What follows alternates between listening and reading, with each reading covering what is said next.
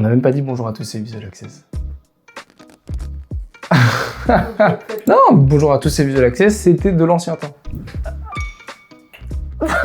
Pour vous faire patienter sur les prochains reportages qui vont arriver très prochainement, on va tout simplement vous faire une react et vous raconter des petites anecdotes sur l'entièreté des reportages qu'on a fait. Oui, on va tout visionner un par un, les vidéos Insta, les vidéos YouTube.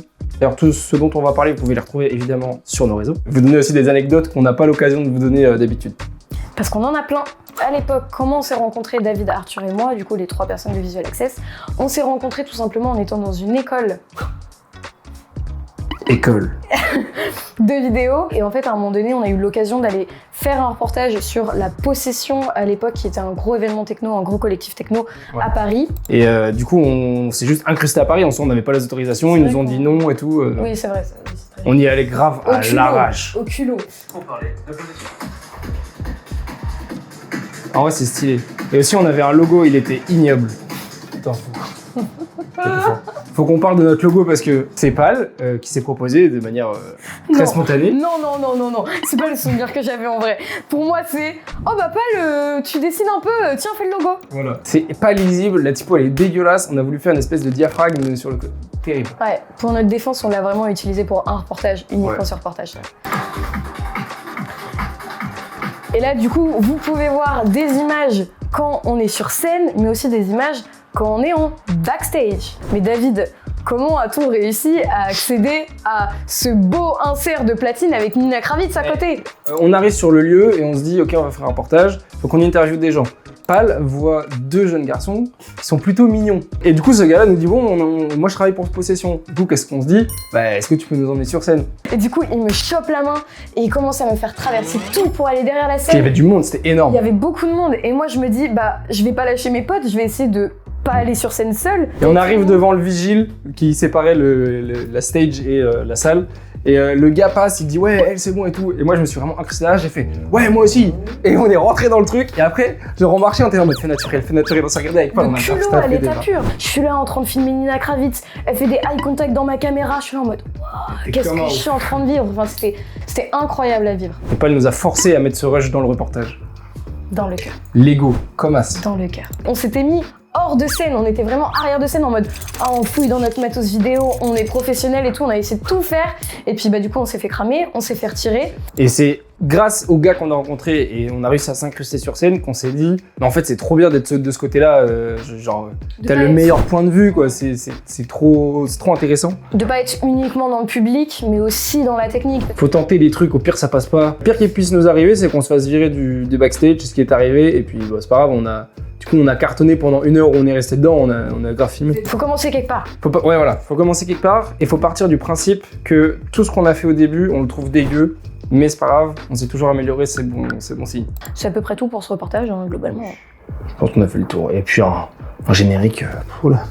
Le Condor Festival, qui est du coup notre première prestation en tant que client. C'est la première fois où on avait une demande, on a dû écrire un scénario entre guillemets. Fait des trucs et comme on peut le voir, on n'a pas encore les mimiques d'aujourd'hui. C'était on est Visual Access. Et cette intro là, on l'a faite à 6h du mat, en allant chercher du matériel à la voiture à la fin de la soirée. Et on s'est dit qu'on n'aimait pas trop notre intro et du coup on l'a refaite. Et donc faut imaginer l'état. Sacré montage. Ouais, attention dynamisme hein. Ouais non, piètre qualité, piètre colorimétrie. Il n'y avait même pas de colorimétrie à l'époque. On connaissait pas. Papillon de nuit, qui est du coup un grand festival dans la région normande. Bonjour à tous, c'est Visual Access, la première fois qu'on l'a entendu. Les loges. Waouh. Merci pour ces loges. Elles étaient incroyables. On avait des tentes, des ventilateurs, des frigidaires, de la nourriture, de la boisson, des énormes canapés. La meilleure loge qu'on ait eue. C'était notre premier festival mainstream et c'était le premier gros festival donc où il y avait Angèle, Maître Gims, Julien Doré. Fatoumata Diawara, Julien Doré et tout. Niveau derrière de la scène, nous l'aspect technique qu'on adore voir, c'était complètement différent, ça n'avait rien à voir. Nous on était trop refaits parce que c'était le premier gros... Ah! Section d'assaut en concert, s'il vous plaît. On peut dire qu'on a filmé Section d'assaut. Et ça, c'est incroyable. Et en vrai, un petit truc émotif, on n'est pas forcément fan à l'heure actuelle de ce qu'ils font. Moi, je suis fan Prum Dog. D'accord. On est arrivé au festival et on devait s'inscrire pour être au Crash Barrière pendant les 3 premiers sons de chaque artiste. Ouais. Il y avait des listes avec certaines quantités de journalistes par concert. Et on est arrivé, il restait une place. Et du coup, on s'est regardés tous les 3, on était là en mode « c'est moi qui le fais ». C'est moi qui vais, s'il vous plaît, parce que moi j'aimais trop. Pour les gros concerts et les gros festivals, du coup, il y a le Crash Barrière, la zone entre la scène et le public, qui est la zone où normalement les vidéastes et les photographes performent. On n'a qu'un lapsus de 15 minutes, je crois. Ouais, c'est genre 3 sons, quoi. Ouais, 300 à chaque début de concert. Donc en fait, tu dois faire l'entièreté de tes meilleurs clichés pendant 15 minutes. Du coup, ça bombarde, ça bombarde. Ouais, ça bombarde, t'y vas, c'est un peu en mode zone de requin, tout le monde se marche dessus et tout. Vous voyez ma taille. La scène m'arrivait ici, c'était relativement compliqué pour moi à l'époque. Et puis après, du coup, pendant les 1h15, 1h du reste du concert, bah, tu t'écartes et t'es à côté, quoi. C'était qui avait fait le montage? C'était Arthur? Ouais, je crois. Ah oui, alors, ça a été un grand problème. Et c'est un peu toujours un gros problème de Visual Access, c'est les fautes d'orthographe. On a beau faire vérifier par du monde, par des trucs d'internet et nos tout. Parents, des correcteurs, nos potes, on fait tout. Il y en a toujours. Il y en a toujours eu. Ça, ce sera réglé, un jour. Un jour, maybe. On s'est amélioré quand même. On a arrêté de mettre les sous-titres du coup. Du coup, Speed, première prestation, enfin parmi les premières prestations où on est payé, on a un réel contrat avec nos clients. Et en fait, le Speed nous a littéralement fait entièrement confiance. Ils nous ont littéralement dit écoutez les gars, faites ce que vous voulez. Terrible. On voulait Non, ça faut laisser. Ça faut laisser. On voulait expérimenter quoi, Pal? Vas-y. On voulait expérimenter. On était dans la recherche et dans l'expérimentation. Et le festival nous a dit vous faites ce que vous voulez. On s'est dit bon, on va y aller en mode plus chill, on va faire un vlog. Parce qu'on avait déjà fait 2-3 reportages avec moi qui faisait l'introduction. On s'est dit Pal va faire l'introduction. Ce qui a donné cette séquence mémorable. Quelle mauvaise idée. Parce qu'en fait, mettez quelqu'un qui est à l'aise socialement et devant la caméra, il n'y a pas de problème. Mettez quelqu'un qui est asocial et pas à l'aise devant la caméra, factuellement il y a un problème. Alors, les fameux closings de vidéos sur festival. Ah ouais, ça c'est tout un sujet. Ça. Non, je veux dire, il y a aussi qu'on sort d'un énorme tournage. Il y a aussi une ambiance on est fatigué. Là, quand le festival il se termine, c'est le moment où on est décontracté. Donc David a envie de se comprimer un petit verre parce que David est fatigué. Et sur la grande majorité de nos fins de reportage, j'ai un David qui est dissipé à foison. On fait 17 prises. David, concentré. David. C'est insupportable. Terrible, on dirait un enfant. Mais heureusement, avec le temps, tu t'es un peu amélioré sur ça et t'as essayé de faire attention à ça. Nefertiti, dernière vidéo au GH5 par Pétier, merci. On voit que le format n'est pas du tout adapté à YouTube. Non, pourquoi? Je sais pas. Ah oui, c'est une des premières fois où on suivait la préparation du truc sur plusieurs jours. C'est un truc un peu plus complet que d'habitude, on arrivait juste en soirée et on parlait du festival. Voilà, on est sur la pente de l'amélioration, mais nous ne sommes pas sur la perfection. Du coup, après ça, on s'est dit « Oh, c'est marrant de faire des événements ». C'est la première fois qu'on a fait un teaser scénarisé. Qui est un peu devenu notre direction artistique, grossièrement, sur nos annonces d'événements. Là, c'est la première fois qu'on a géré un événement de A à Z dans la recherche, dans la construction artistique et dans la gestion des paiements, des organisations, de l'installation. Essayer de faire un truc le plus complet possible et ça a grave plus, trop bien, on a trop kiffé. Et là, on arrive sur la Burning Bringue. Deuxième prestation avec le collectif La Bringue. Nous ne sommes plus avec le GH5, avec un Sony A7 III à l'époque. Un peu l'événement qui a lancé le collectif La Bringue dans la grande échelle, on va dire. Ouais, clairement. Parce que celui d'avant, c'était Nefertiti, ça restait grande échelle au niveau de Nantes, mais là, c'était vraiment très très gros. La soirée de La Bringue, elle était hyper bien organisée sur le fond. Mais en fait, légalement, il y avait des endroits, il y avait des zones d'ombre un peu. Et du coup, nous, c'est pour ça qu'on faisait le parallèle entre les free parties et les soirées de les raves. Et du coup, ça a été très compliqué parce qu'il y a des trucs au final qu'on n'a pas pu montrer, des choses machin. Donc, il a fallu construire un reportage comme ça. Mais aussi, là, on voit qu'il y a aussi la volonté journalistique de mettre des extraits, de donner des informations. Voilà. Mais par contre, ça a été la vidéo où on a eu le plus de retours. Parce que ça a été la première grosse vidéo qu'on a faite. De voir des gens, entre guillemets, mais je veux dire dans nos cercles, de nos générations, réussir à venir faire quelque chose comme ça, à être rempli d'ambition, c'était la Burning Bringue, moi, elle m'a marqué, c'était assez impressionnant à vivre. Vas-y, clique. Hein. Nous avons un easter egg. Cette vidéo n'a jamais été publiée sur Visual Access et vous allez très vite comprendre pourquoi. On s'est retrouvés, de par contact, à devoir faire un reportage au Portugal, donc premier reportage hors France, qui est quand même... Un vrai step-up pour nous, et c'est principalement pour ça qu'on a accepté. C'est un événement qui arrive tous les 10 ans, il me semble, où c'est en gros tous les jeunes catholiques du monde se retrouvent au même endroit pour célébrer Dieu. On a vraiment Voilà. pas entendu. Il y avait un petit problème, quoi. La caméra qui est en train de tourner a filmé le pape. Et Maître Gims. Et Maître Gims. La même cam. Mais du coup, là, on était vraiment sur un exercice où en fait, on filme quelque chose qui n'a rien à voir avec ce qu'on fait habituellement. Donc en termes de challenge de vidéaste, c'est amusant. En termes de nous, ce qu'on veut proposer sur nos médias, c'est pas très intéressant. Du fou dans le monde.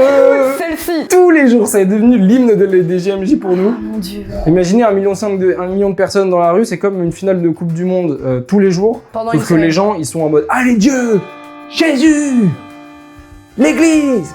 Globalement. Hormis le fun fact du pape et le défraiement à Lisbonne et que cette vidéo est un easter egg de notre chaîne, voilà.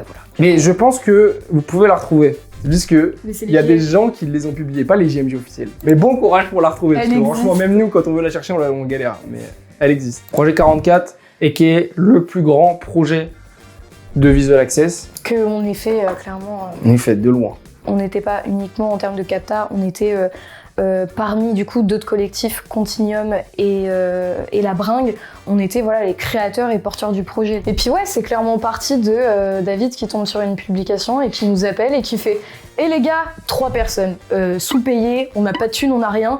Venez les gars, on fait un char pour la technoparade ?» Et Arthur qui m'a dit non. Et moi j'ai dit bah en vrai ce serait stylé. Après on était là en mode en vrai il y a un monde où ça se fait. Que nous on a fait une vidéo, on a construit un char, on a organisé 2 soirées, on a créé une direction artistique entière pour tout le projet, on a fait un livre, on a fait plein de choses. On a C'était fait trop une bien. projection, on a transformé, Voilà. on a transformé le warehouse en salle de projection. Je me suis fait tatouer. Là, je me suis fait tatouer. Terrible. Par Pal. Je lui ai dit non, on fait un truc dégueu. Bah en effet c'est dégueu. Avec des fautes d'orthographe. Même sur le tatouage on arrive à mettre une faute d'orthographe frère. Terrible. Toujours dans la volonté de commencer à faire des événements, on a tout simplement fêté notre anniversaire. Mais oui, très dangereux la piñata qui tombe du plafond, mais... Il y avait une piñata suspendue avec des stickers dedans. Et on s'est dit que c'était une bonne idée d'arriver avec une grosse batte de baseball et d'éclater la piñata. Une personne parmi nos bénévoles et nos collaborateurs a donné la batte de baseball à un inconnu du À la public. mauvaise personne. Ouais, ça a dû passer à ça du front de C'était quelqu'un. hyper- Oh putain, Très, j'ai très cru que trash. la soirée allait s'arrêter. Ouais. Moi j'étais sur scène, commençait à éclater et j'étais en mode PAL Marie. Et on m'entend dans les rushs où je gueule en mode ah j'ai eu la batte et tout. Horrible.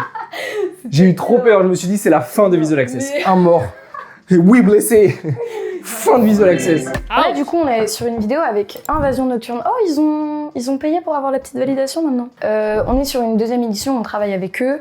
Trop bien, trop bonne collaboration. Vous pouvez faire ce que vous voulez. Nous, juste, on veut quelque chose d'immersif. Et de cinématique. Du coup, nous, on s'est dit, bon, on va faire un POV avec une GoPro. Mais GoPro, c'est pas cinématique. Du coup, on s'est dit, on va faire un POV avec une caméra. Ce qui est nettement plus chiant. Du coup, comment on a fait? On a construit cet engin de la mort, là. On dirait un outil de torture. Casque de scooter.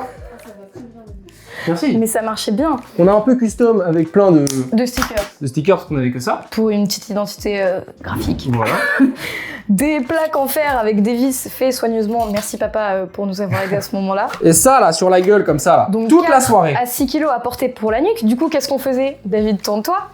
Avec une petite sangle à l'arrière, on l'accrochait comme ça autour Non, à la ceinture. à la ceinture, mais en gros, elle faisait le tour de David comme ça, elle les serrait là, ce qui faisait la particularité de lui remonter J'avais le sacrément- froc comme as, Ouais, d'accord? un- Toute la night. de sacré Comme as. fesses, Avec moulées. du poids de ouf là, donc mon dos il a pris tarot. Justement, on a dû se creuser la tête pour réussir à faire ça. Parce que du coup, il n'y a pas de face cam, il n'y a pas de David. Et c'était un peu comme des scènes, on devait refaire les interactions avec les gens, C'est ça. de téléphone, de machin. Après ces plus de 2 ans de reportage, on était un peu essoufflés de faire quelque chose avec toujours de la redondance. Nous, notre objectif depuis le début, ça a été de se diversifier, de se challenger, de faire des formats différents avec des gens différents, etc.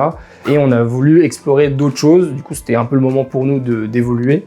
Et d'où, du coup, la transition qu'on est encore en train de faire. Oui. Donc ça, c'est hyper cool parce que déjà, nous, ça nous apprend beaucoup plus de choses. On est beaucoup plus libre de faire ce qu'on veut. Il y a plein de reportages qui vont sortir.